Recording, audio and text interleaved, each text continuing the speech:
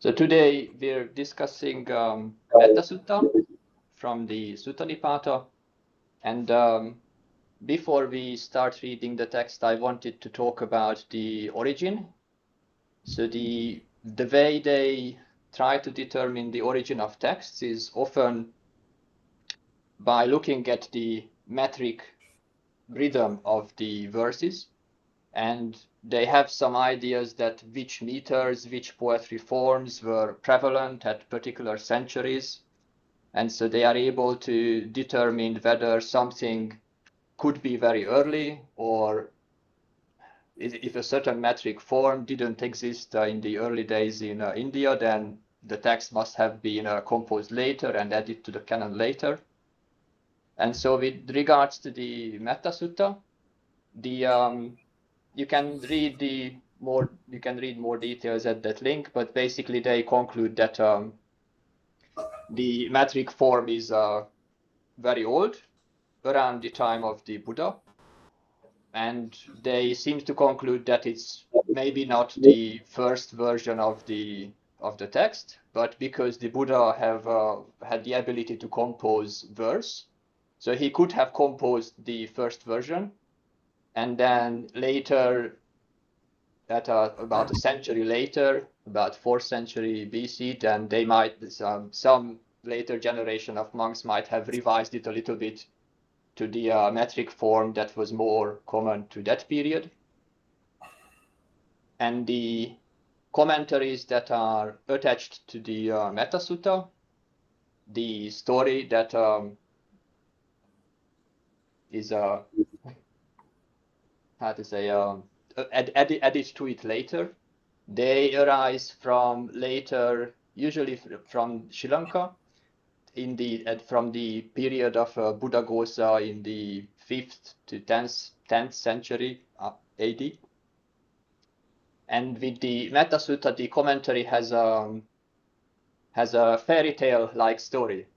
So it's like a Jataka story that it's such a there are devas and monsters and very entertaining sights and things that are happening, very inspiring to read. And when I read something like that, then it's almost certain that this has nothing to do with historical facts that what have happened, but this is somebody, some later generation, they are adding a teaching story that they will use as teaching in villages, teaching at various occasions. And so the commentary story about the Mettasutta is about a group of monks who want to meditate in a beautiful forest. But the devas, the three devas who were living in the trees, they are very respectful of the monks and they don't want to be above the monks, right? Because that would be disrespectful. So they abandon their homes in the trees while the monks are there. But later the devas they want to return to their homes already. They want to go back, and so they try to scare the monks away by creating visions of ghosts, of headless people, and terrible sights and smells, and so the monks become actually sick. And so the monks go back to the Buddha, who is at Savatthi, to ask permission to go and spend the Vasta somewhere else. But the Buddha tells them to return to the forest and gives them a list of meditation practices to follow, and he also teaches them the Mettasutta. So this is the story that somebody wrote as a teaching device, like to introduce the Mettasutta. And it could be good when you're talking to, you're presenting it in the village or you're talking to children, but it's like the Jataka stories that you have pages and pages of story, and at the end there's maybe one wisdom teaching, like one verse that that has some insight or some insightful comment. And I did actually like the end of the commentary there, where at the end they emphasize that after the Buddha gives the instructions to the monks, having explained them the meditation practices to follow, he spoke to them about loving kindness. He spoke to them about metta for the purpose of protection. So parittancha, paritta atta. For the atta is a meaning or purpose. So atta here in parittancha is meaning or purpose. So paritta you recognize is protection. So for the purpose of protection and for the purpose, so paritta attam, for the purpose of jhana and insight. So at the time when they are composing this story for the commentary, the monks are already they have this understanding that the practice of metta is a suitable support for jhana and insight. So I thought that was a good thing to keep in mind. Ajahn Gavisako, do you want to add anything there before we start the sutta? No, just to say where it is found, maybe in the suttas, in the collection, that it's in the Sutta Nipata, is one of the kind of collection of basically mostly poetry, kind of poetic suttas, that some of them apparently seem to be very old because of, like you said, the style of the verses seem very old. And so, starting with the Mettasutta, the Venerable Buddharakkhita, he has a booklet. This one that has I sent you in the notes. The link is the link to the PDF is at the end of the notes. So he has this introduction to the Mettasutta, and he creates 3 divisions where he identifies that the different parts of the Mettasutta, the verses, are for different purposes. And so these divisions is how I broke it up and how I introduced it. I thought it was a useful way to split it a bit. And to start the first verse, depending on when you printed the PDF, if you have the notes that I sent you, then you change if you have the version that the first word is karaniyam atti, then that's not the correct vocabulary for it. That I corrected that later. The correct way to break down the first compound is karaniyam atta kutsalena is karaniyam atta, like karaniya, like karaniya as one part, and then atta kusala. That's the way to separate the compound word there. So let me see. So the first one, let me ask somebody to read the first few lines. Venerable Sekanando, can you read the first lines for us until let's see, the first 3 lines until Sallahukavutti.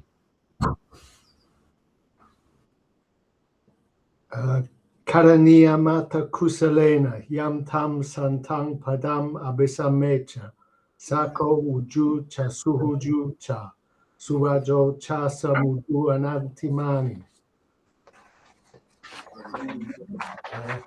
sanpusako cha subaro cha apakicho cha sala hukawuti. Thank you. So from here, I added the annotation because I thought the vocabulary was actually not very easy to follow.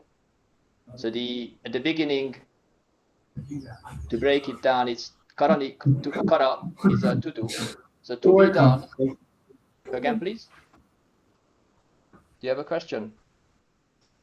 No. Okay, carry on. Okay. So first one is to be done. So something to be done. Karaniyam. Atta is here it's a meaning. And kusalena is instrumental, meaning that by somebody. So by somebody who is skillful in the meaning. that this practice should be done. So we are talking, so somebody who is skillful in the meaning of the teaching, he is whoever, that person, he is practicing realizing the state of peace. So padang is path or state. Shanta is a peaceful state, the accusative here. And so he is someone who is practicing realizing the path to a peaceful state or the state of peace. And then what follows is the instruction how should he conduct himself if he's practicing the path to that leads to peace. And so the first few lines here are just the form of the nouns are nominative here because they all refer back to him, whoever. Please come in, please. So these all Sakko, Suhuju, Suvacho, Mudu, Anatimani, they all refer back to whoever is practicing this state of peace, right? So these are all nominative forms here, like not conceited. And so Sakko is capable, Uju upright, Suhuju is basically very upright, but it's also straight. And this Suvacho is easy to instruct. You might recognize Vachati. Vachati is to say, is to speak. Like that. Vachati, but it also means to tell somebody something. So either it means speaks or tells, but often it's just telling by somebody to somebody else. So, giving an instruction, yes? And so Su Vacha, easy to tell. It's easy to tell somebody what to do. He is the one who is easy to instruct. Right? And so Chasa, when you see this compound here, these are Cha Asa, where Asa is a word with three main meanings. And from the context, you can usually easily tell which one it is. So if you see Asa in the text, then it's either a horse, which is the noun that is means horse. Okay, so here horse doesn't fit. Okay, it doesn't mean horse. So it could be the irregular optative third person from the root us. Us means exist.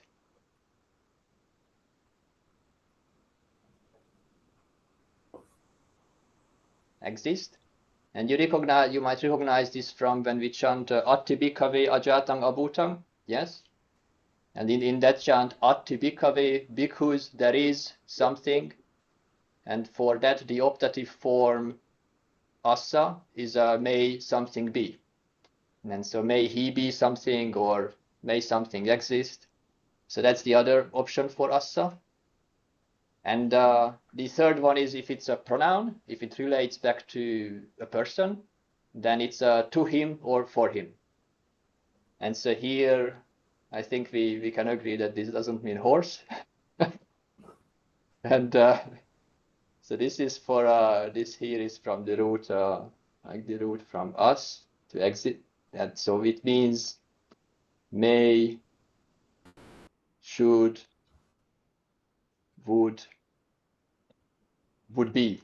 Like may he be something or let him be in a certain way. So let him be mild, mudu, and let him be anatimani, not conceited. Yes, and so continuing with the. Jack, is there any gloss in the commentary about what the difference between uju and suhuju is? I didn't look, but I think it's just to fill out the meter. I wouldn't read too much into the two forms. Okay. It's just to make up the poetry so that you have the right words in the right way. I'm missing 3 syllables. That's right. Like ujucha suhuju, like it's a nice rhythm to chant. Sakko ujucha ujuju, right? And so you want to. Sometimes it doesn't have to read a deep meaning into the two forms. It's just for making good poetry, Okay. right? And so Santus Sakko is so these are all. You notice the O at the end. So the O at the end is because these are all the nominative forms, still qualifying the person who is practicing realizing the path or the state of peace. Like so may he, like Assa is may he be something, may he be mild, not conceited, let him be content, Santus Sakko. And so Su Baro is let him be easy to carry. Bara bar is to carry. And so the way we translate it, of course, is easy to support. Like easy to support somebody, easy to help him live.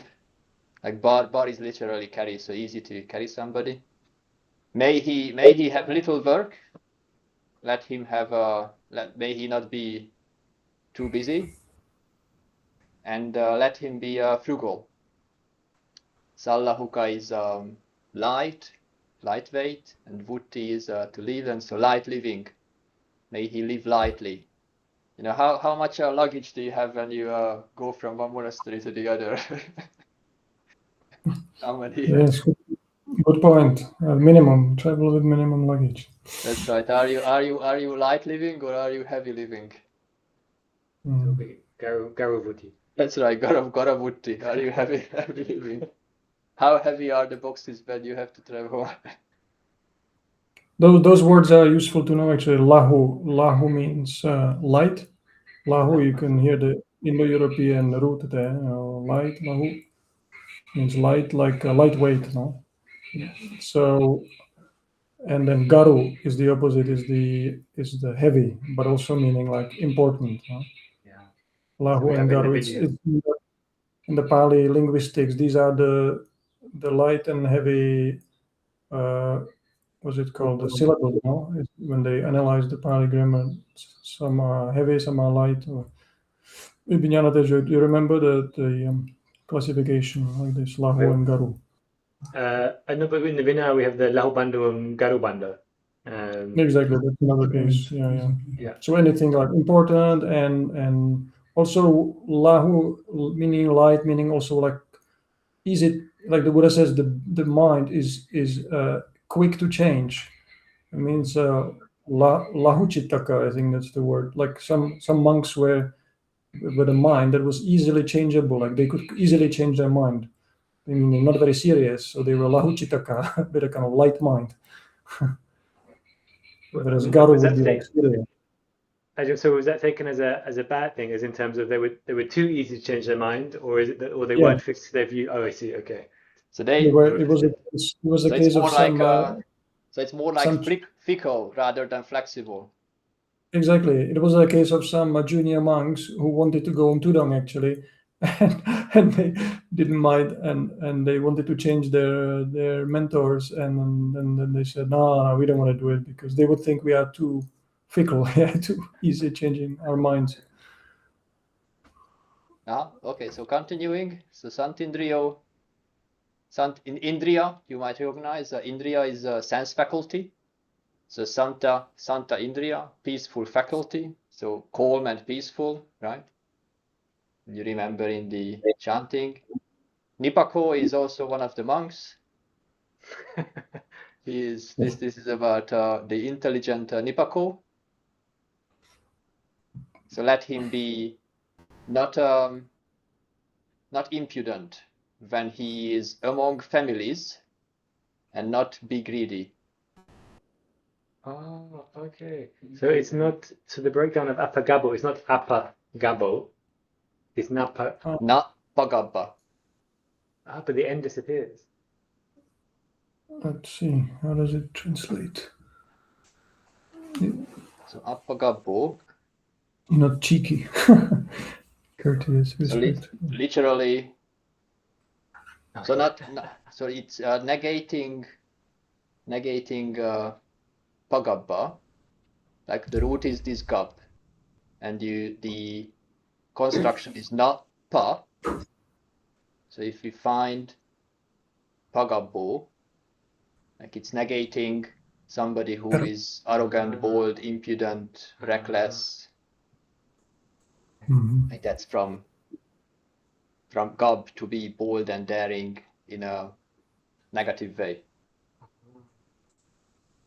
I always took it because so in the line above you have appakicho, so appa meaning little, Yes. and kicho, so I read it as it's a small amount of gabbo, but I didn't know what gabbo was.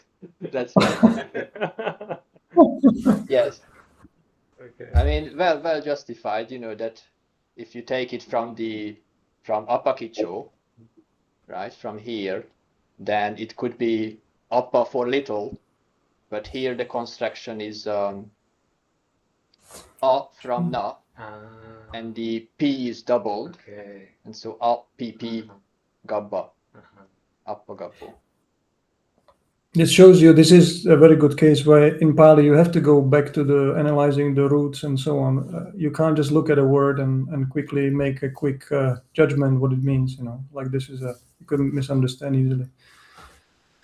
Yes, how do you break up a word is sometimes is an intentional ambiguity, so it's useful for poetry, but other times some of the ways you break it up will make absolutely no sense, and so it would be incorrect to interpret it that way. So to continue, kula you might remember from Vinaya, when eka kula is a dwelling is one family. So kulesu is among families, is a locative. What do we use for locative? Is for this purple.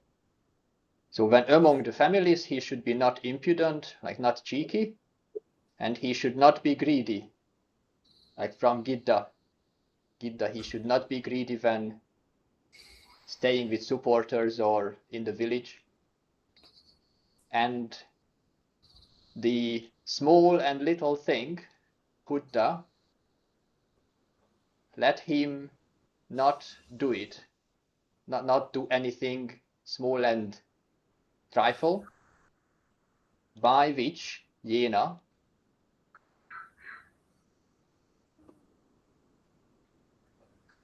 like Jena here instrumental, by so Jena refers to the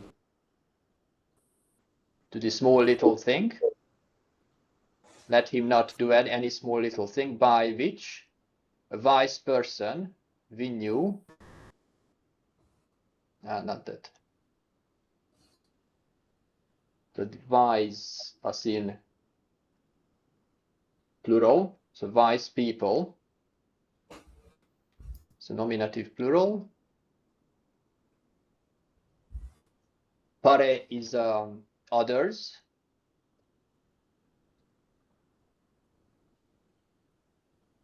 In the accusative here, so make these a bit smaller. So the wise to other people, and that's not a good arrow there. Yeah, something like that. So the wise to other people. Now is the other people who are wise. Vinyu pare is like the pare means those others people who I are see. wise. So pare is because accusatives form adjectives. Right? And so pare here is qualifying the wise people, like other wise people. Other wise people here. So that's the way to put that together. Vinyu pare, like other wise people, would criticize. Vadeyung, vadati again from before. And vadati is to tell somebody something. So here in the sense of criticize. So let him not do the little things by which the wise people would criticize him. I think that's good for this section. For the next one, Venerable Titapemo, can I ask you to read? Can I ask you to read the next one until Sukitatta? Or you can recite it from memory as well. More or less. I'm traveling with the Patimokkha. I forget every kind of parita. Anyway, True, yes. From Sukino Ajan, Sukino wa Kemino Hontu, Sabe Satta Bawanto Sukitata, Ye Ke Chipana Butati, Tasawahata Wara wa Anawasesa, Diga wa Ye Mahanta wa Majima Rasaka Anukatula, Dita wa Ye Che Adita Ye Cha Dure, Wasanti Havidure Buta wa Sambawesi wa Sabe Sata Bawantu Sukitata. Thank you. That's good. More or less. How do you translate this then? Okay. Onto is a verb. We can start from that. So what does want to mean? Basically, is being, be. Yes, it's in the imperative. So exactly, may they be. Exactly. And Kemino and Sukino probably is someone referred to them. So it's a person. And what should they be? Sukino could be Suka. Yes, I don't Sukha. know. Probably Suka, then pleasant, something happy. Pleasant Happy. or Okay. happy. That's right. Yes. Happy. And Kema. We have Kemaviro here, and I forget it personally. Kemaviro is Sakir. Sakir, okay. He's the Sakir hero. Okay. Sakir or safe. So may they be happy, may they be secure and safe. Okay. And Bawantu is a verb even in this case, and Sabe it refers to everyone basically. So all of them. Exactly. So all of these people who may be secure and safe, all beings like Sabbe Satta, yes. Okay. And Sukitata probably refer exactly to happiness and. So what does Bhavantu mean? Baba is even in this case being, right? Being, yes, The same. Is the same of Hontu.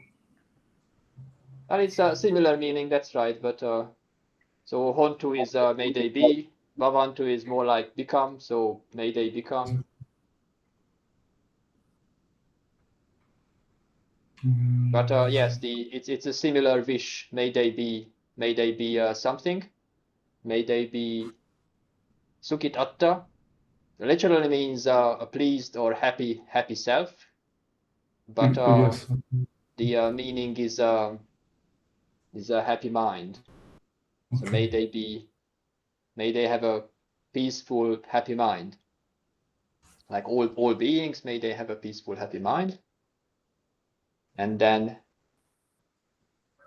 we start talking about who are they, who should be happy, secure, safe. Who do you direct this wish to? And so those whoever, the Pana Bhuta, the breathing, living beings who exist, who are, living beings who are, and a list of adjectives, like the different kind of living beings who are trembling, weak, strong, tavara, without remainder. So all of them. Okay. So all of them who nobody left behind, nobody left out. So what is Diga and Mahanta? Diga, it calls it comes my mind Diga Nikaya, but Yeah, that's all. but What does it mean? long, exactly. So I sleep in the. So what is the size of the suttas in the Dika Nikaya? Long.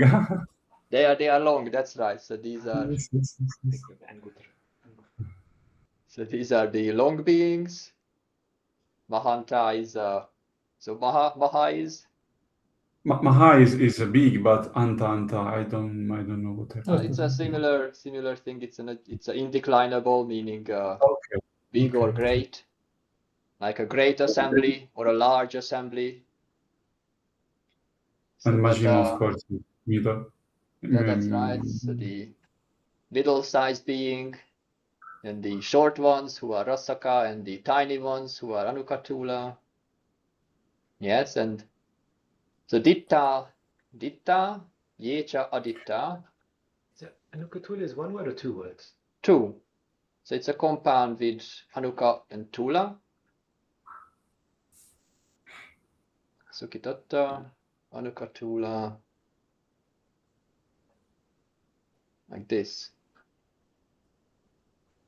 So yes, the literal meaning is not very helpful. So it's tiny. I'm not sure how the substantial part comes in. So it can be subtle and coarse, like tiny. Tula is the same word in large. Tulachaya. Tula. I see. And Tula. Okay, so the idea is that Anuka, like Anuka is the tiny. Yeah. The tiny. And Tula is the large. Yeah. So it's things that like aren't obvious and things that are obvious. So they are tiny and large. Tiny and large. Fat.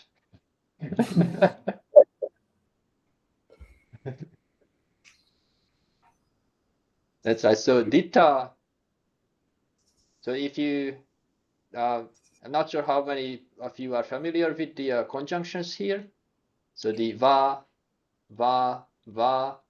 they are. Tita Pemo, what is the va? Is a he? Okay, is or okay. Oh. That's right. So that's the I was conjunction thinking, or. So it's cha, right? And is cha. Okay, yes.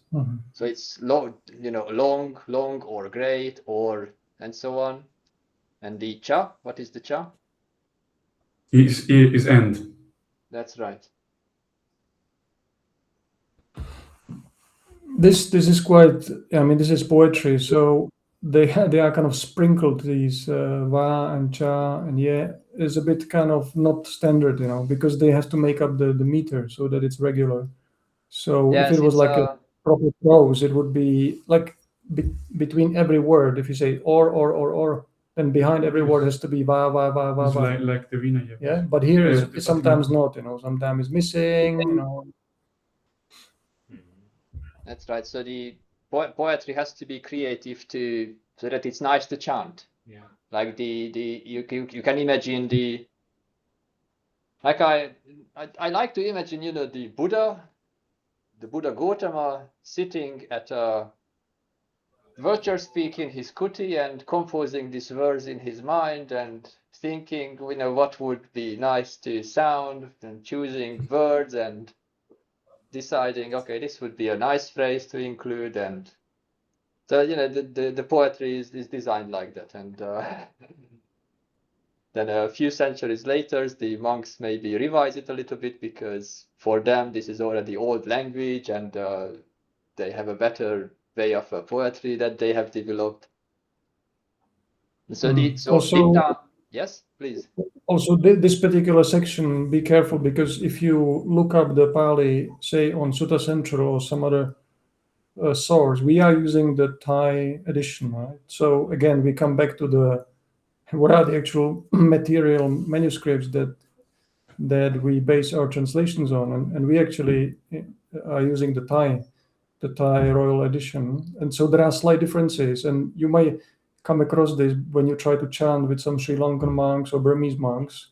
Sometimes it happens in these like Vesak celebrations, or I noticed it. And chanting next to Burmese monk or Sri Lankan monk, there are slight differences. The va and the yeah.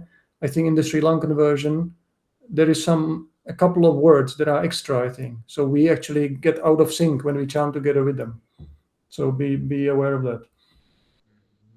Yes, a little syllable here and there, a little ang or little va, and or they make a compound of two words that we chant separately. And so okay, so continue. Ditta, aditta. Ditta Pemo, what does this mean? I think view. I was thinking about Samaditya and yes, Michavitya and so on. Yes, I was going to mention not to confuse it with ditti, because the root, like the root this is the same, which is to see, but with the ditti, it's a this t, and so here is the ta is the sign of the past participle. Okay, seen. So from see it creates a scene, right? Not a view, but the scene. So these are the beings who can be seen, or those who are aditta, Unseen, yes. unseen. That's right. Far away, and those who are far away, and those who are not far away. Vasantis, they live. They live, stay, near or far. Yes, Bhutava, Sambhavesiva, those who are, so Bhu is to exist, to come to be born. So Bhuta is those who are born, and those who are, they are in the process of being born, they are seeking birth, they are not yet born. But be aware that this Bhuta Sambhavesi, so in Asian languages, probably many languages, they have taken over these words. And if you tell to somebody, Bhuta is usually means some kind of being or any kind of, but it can also mean some kind of a ghost or spirit. And particularly Sambhavesi, they are understood as the kind of basically the disembodied consciousness that is floating around after death, that is trying to be born again. They recently even made a Thai horror movie called Sambhavesi, where there's this really horrible kind of ghost, spirit trying to take over somebody's body. So that's how it's typically understood. Zombies. Yes, but you should also radiate metta to them. Yes, exactly. I mean, it fits that story. This is why the Mettasutta, the commentary story, is actually very popular. It's well known because it, in all over Asia, people are really scared of ghosts and spirits in the forest. So it really makes sense. That's why these Ajahn say you should always chant metta when you go and stay in the forest. And then, so we include those who are born, who are not yet born, and all these beings, sabbe satta, may they be of a pleased mind, may they be happy and peaceful. So continue. Let me see, how far does this go? So until the first aparimanam. Philip, can I ask you to read it, please? From Naparo Param to Aparimanam. Naparo param nikubeta natimanye takata chinam kinchibayaro sana patiga sanya nanya manya sadukamicheya matayata niyamputam ayusa ekaputam Evam pisababute sumanasam bhavaye aparimanam. Thank you. Translate, please. How what do you remember about the chanting here? So the line about deceiving. May no one deceive anyone. And another, that's right. So may none deceive another. Nobody could pronounce in Portuguese, but for Portuguese people. Ninguém. Yeah. That's right. So Everybody says ninguém. the Niku beta is the deceiving or swindling. And so Paro. Oh, Anagarika Jorge joined. Anagarika Jorge, we have a friend from Spain here. Can you hear us, Jorge? Hello, good afternoon, everyone. Anagarika Jorge is here. Welcome. Hello, sorry for Welcome. being late. It's just an emergency happened. Okay, we still have some text left. You can tell us about it. You can tell us about the problems later. Okay, thank you. So here. So naparo parang niku beta. So let none deceive another. So paro and para, they both mean Ajangavesako. You can also do some explaining, please.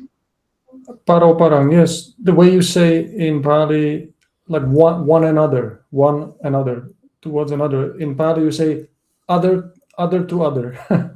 Paro means the other side, the other person. Like before we had pare, the other people. So you have paro in singular. So paro parang means one towards another.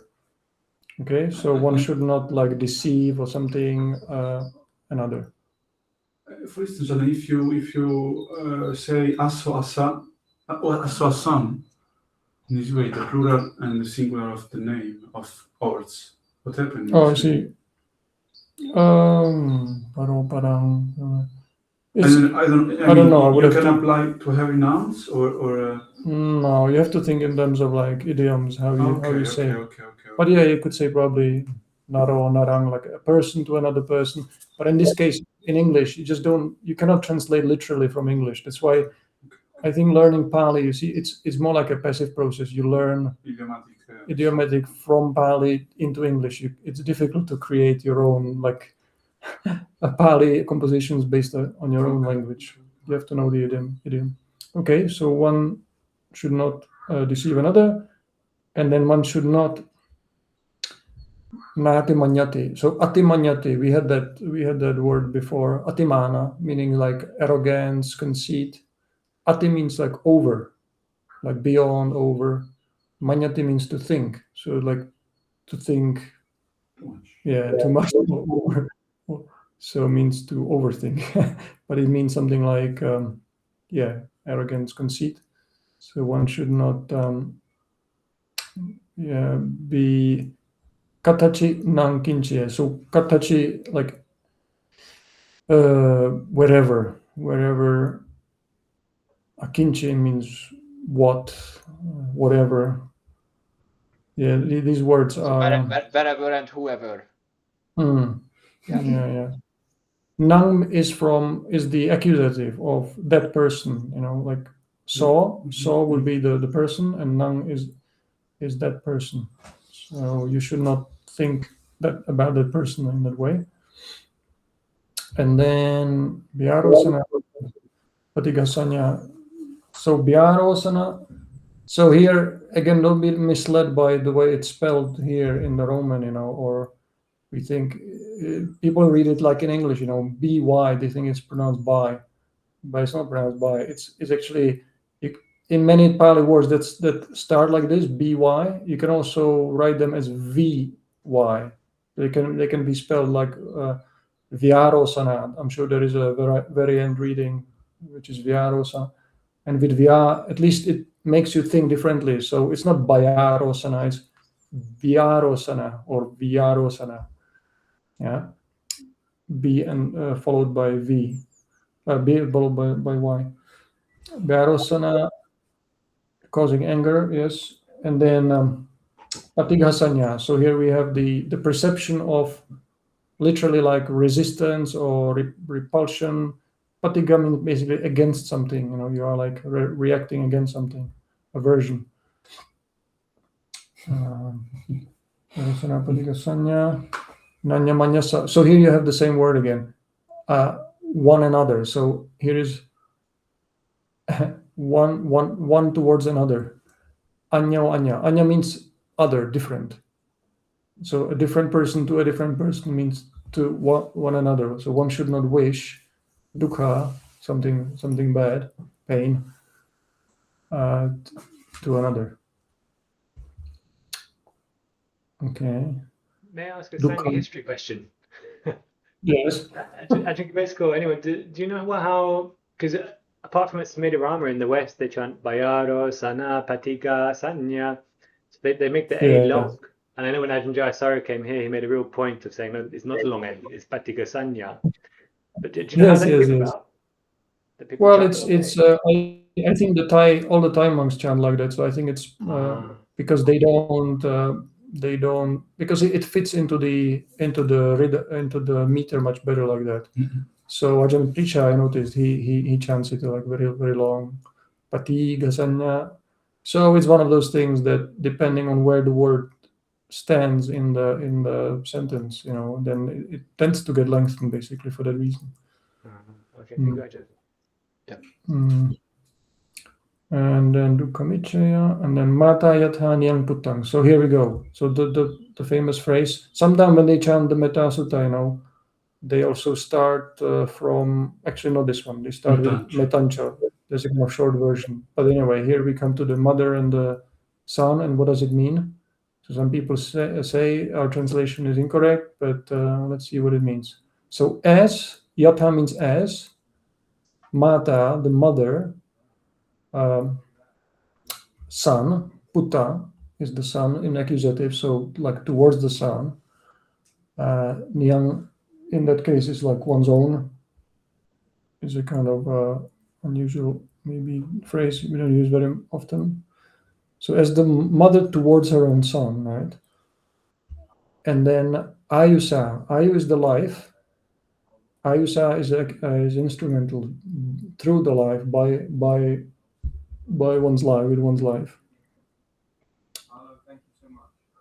And this is a kind of a compound thing, Eka Putta Manarake. So, I mean, it's put into a compound. This is again poetry. So normally you would make it into a proper sentence, but yeah, exactly. It's like single son protects. And here it's made into this long compound word, but it's about one son guarding or protecting. So through one's life, one is guarding the only son, right? So the mother, basically, imagine in India, if you had your only one son, this was your life insurance and pension insurance for forever. So you would try to protect it with her life, keep him alive. So evampi, thus also sabbabhutesu, it means like towards all beings. It's a locative, so it's that's how you say in Pāli, towards the beings. You have to put it in locative bhuta and then bhutesu, towards all beings. Manasam bhave aparimanam. So manasa is a kind of a slightly different form from mano. Mano, the mind, but sometimes in poetry especially it's spelled differently, like manasa. So one should develop bhavaya, one should cultivate this mind or heart. Manasa, yeah. One should develop of such a boundless mind, right? That's the exactly. So parimana, yeah. Here we translate boundless, measureless. So parimana is used for like measuring something, like when you have even in Thai they use this word pariman, which means like the volume of something, the measure of something. So yeah, and aparimana is the opposite, so it cannot be measured. So here it's boundless because it includes everyone, like it includes all beings. It's not creating limits that this being is accepted and this being is not accepted, that all beings are accepted. Exactly, yeah. Right, and then it's repeated mettancha sabbalokasmin manasambhave parimanam. So again, so one should develop that measureless heart, Mettancha, some with metta, with friendliness. Actually, here it might actually be connected like Mettancha Sambalok. So in the world, towards all the world, one develops this mind of metta.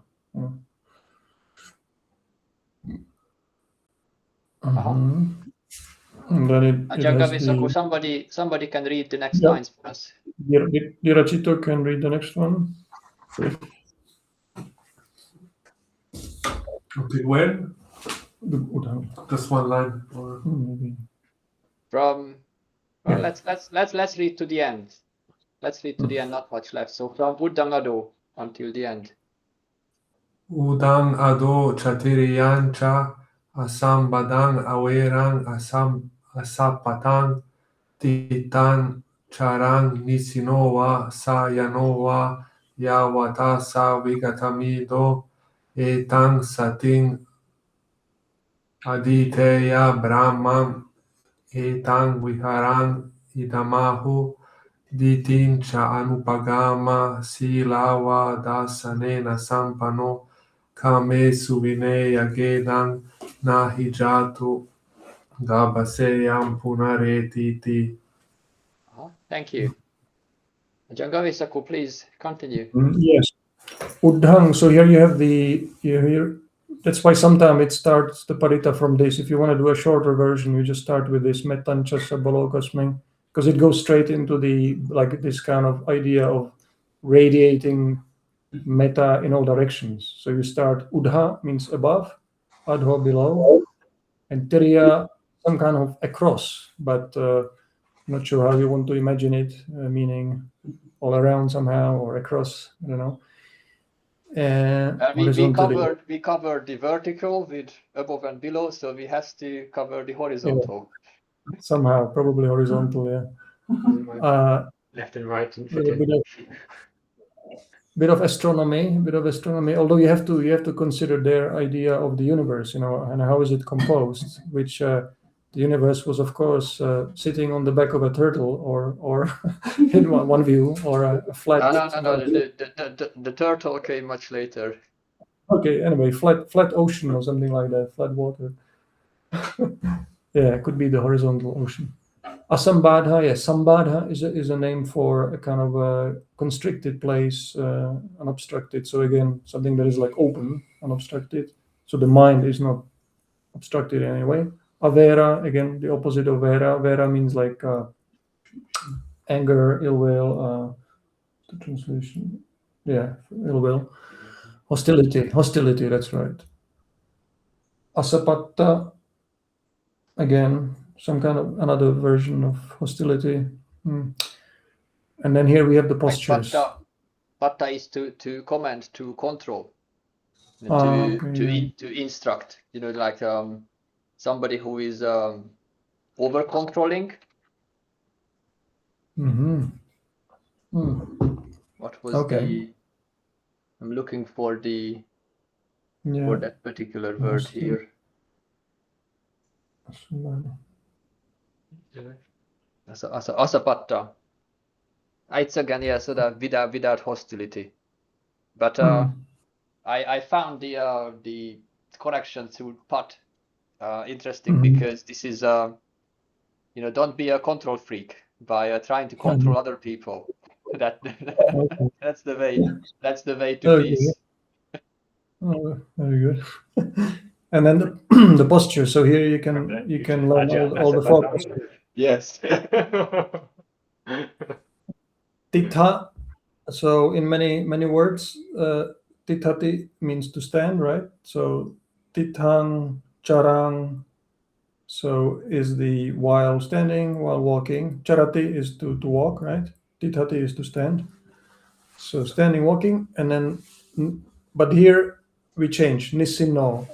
Now we are describing a person. So nisino is person that is sitting, the one who is sitting, and sayano, the one who is lying down. So you can see the grammatical forms change according to because it's poetry.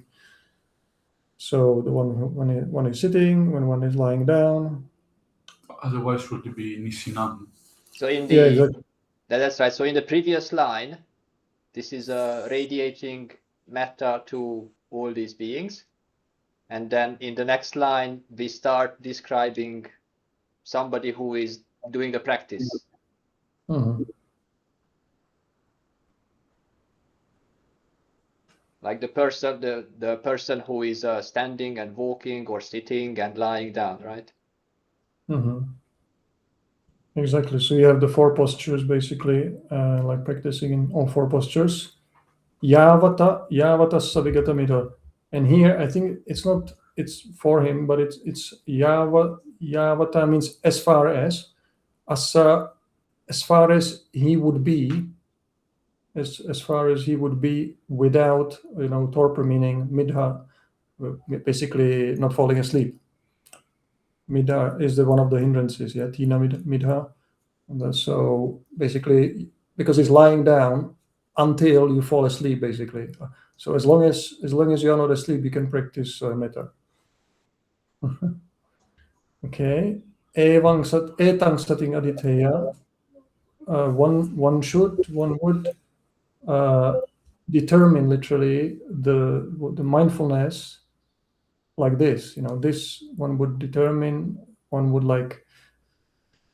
basically to establish mindfulness. Here, I mean, the word satipatthana is from sati and upatthana, but here is they use another verb, adhitthana. Adhitthana also means to set up something very firmly, firmly set up the mind in this way. So one should recollection means exactly we translate it as recollection, meaning remembering to stay friendly and with metta, but sati literally means to keep something in mind. So keeping this in mind. Brahma metam viharam idhamahu. So exactly the ahu is from it is said by them. So it's like this is said to be the divine abiding. No, that's the translation. So Brahma vihara.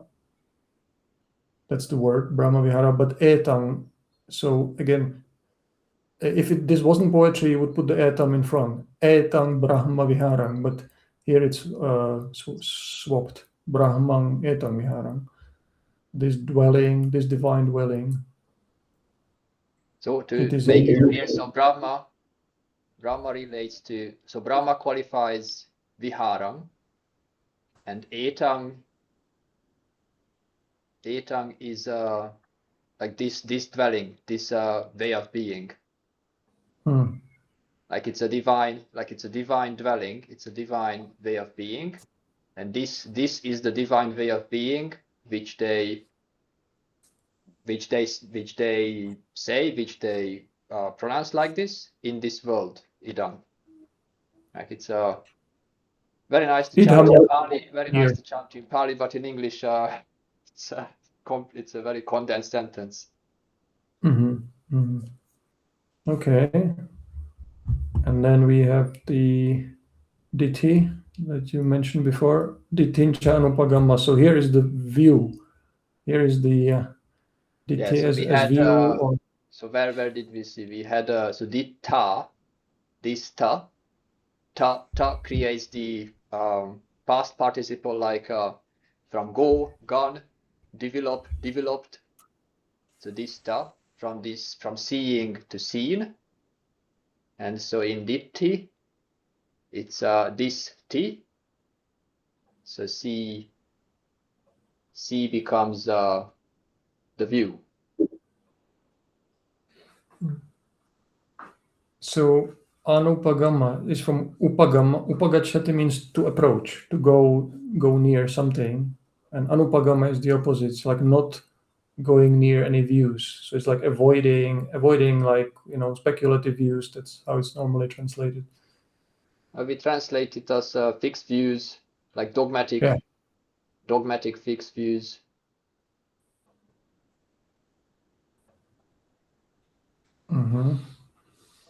And Silava, one who is virtuous. So Silava is describes a person who is Silavanto or Silava. depending on the case. And then dasanena sampano. So this is the person that is endowed with insight. So dasana, and the person is endowed with insight. So dasanena is instrumental.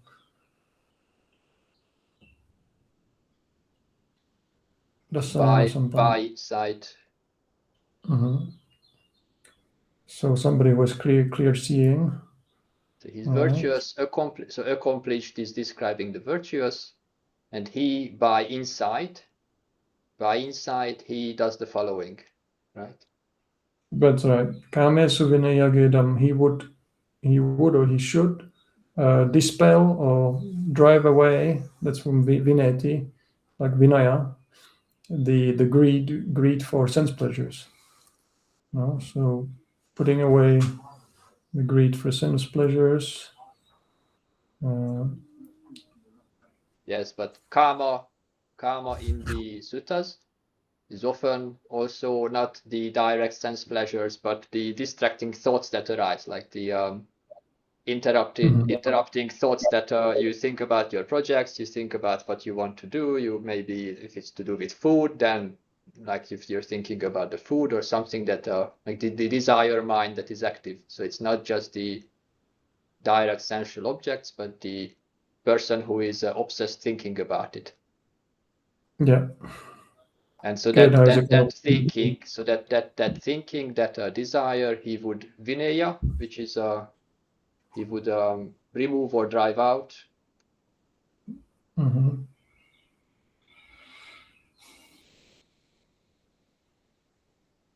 Kame this desire, Geda, desire for the thoughts, right? Mm-hmm. Yeah, and then Nahija to Gabhasya Punareti. So Punareti, Puna and Eti. Eti is to go, Punareti again go, return. Come, Eti is to come. Ehi bhikkhu. That's right. Yeah. Gabhaseya. So Gabha is the womb. So being born again in a womb in this world. Seya is lying down like in the womb. So basically, he would not ever come back again to be born. Right. So this actually shows you that the Mettasutta. You could comment on why he's not going to be born in the womb. Exactly. So these last few sentences, you see the reason. So if you really develop this metta, it's not some kind of just feeling happy, positive about the world. This is quite profound when you look at all it's a kind of gradual development through the sutta how this person would practice. And then towards the end, so it says you would not be basically not attached to views. So ditthi upadana, if you drop the attachment to views, and you have good sila, like precepts and disciplines, and you have what? You have like jnana dasana or insight, and you're endowed with insight. And so basically this is already describing like a stream enter, like a sotapanna, and then with dropping away the attachment to sense pleasures, that makes you anagami, actually, a non-returner. And that kind of person would not be born in a human body anymore. So it's actually quite profound. Right, so because in the pure abodes, rebirth is a spontaneous appearance. Or like a deva or something, but basically not in like a physical birth. That's right. I don't know how people understand when we chant the Mettasutta in translation. I think people don't get this point, or maybe they also wonder what do they say at the end, like he's not born again. I wonder if there's some kind of misunderstanding among people. What does it actually mean? Yeah. I don't want to spend too much more time, but let's quickly cover the suttas I included for the related readings. It's an interesting one. You can look them up later if you're interested. They are good connections about metta practice. in the Dika Nikaya 33. Like it is the quote is that let me find the text here. So it is impossible, there is no way that when goodwill has been developed, pursued, handed, taken as basis, like we chant this in the benefits of the metta as well. Like when there is metta, it is impossible that there would be ill will in the mind. That possibility doesn't exist, because the Buddha is very specific that the practice of metta is the liberation of mind from ill will. Like when it's well developed, then it's called liberation of the mind, ceto vimutti. Metta ceto vimutti is the escape from ill will. Like this is where it ends. In the there's another good sutta in the Samyutta Nikaya where the development of the Brahma Viharas. So this one goes through all the various the 4 Brahma Viharas, and it connects them to developing the factors of awakening, so the Bojjhangas, and describes the Brahma Viharas in different ways. You know, what is the level of perception that is attained when one of the Brahma Viharas is active, and with metta sahagat, with a mind filled with loving kindness, then he has given up the distinction between what is loathsome and attractive. What is it that you're attracted to, or what is it that you're hateful for? He can perceive the attractive in the unattractive. He can perceive the unattractive in the attractive.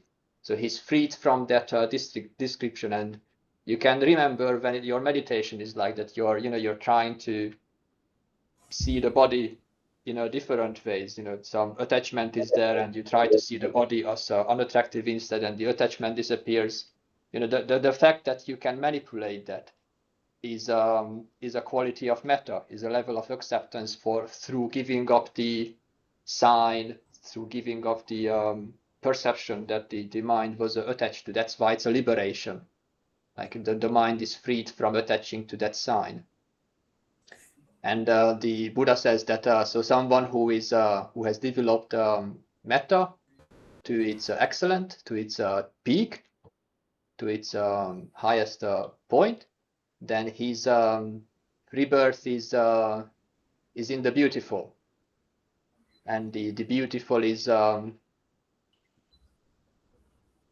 either a sphere of gods. There's a sphere of devas who are called the beautiful radiant devas, or it's also, this is Ajahn Thanissaro's comment, that this is also comparable to the fourth jhana. And so it's connected to gradual giving up of the signs that the mind is attached to, and the experience is that everything is beautiful. You're not picking and choosing anymore. Everything is beautiful. Bhante Gunaratana, I think he's teaching this metta jhana. I know that he was. That some people like to practice this. They call it the metta jhana, but it's probably something based on metta, but it leads to a kind of deeper jhana state. Yeah. So if you downloaded the PDF early, then there might be a section missing here from your paper or from your file. I didn't. I corrected this later. The next one is from the commentary to the Visuddhimagga, and they describe that the practice of metta is especially virtuous, like it is the highest abiding, because it is a practice of virtue towards other beings. So it's not merely developing virtue towards oneself, like cultivating one's own behavior, but it is a practice for the benefit of other beings. And that's why they call it that this is the highest. This is called the chief. Setta is highest or chief. And then I'd recommend I recommend this sutta. It's very nice to read in the Anguttara Nikaya. About Sariputta is giving reflections on how to dispel hatred. That if you are really annoyed, if you're really annoyed with somebody who has a bad behavior, then how, what are the reflections that you can practice to abandon that hatred for him? There's somebody who is impure in their speech, but they are pure in their bodily behavior. There's somebody who is absolutely hopeless, and they are the worst in every way you can think of.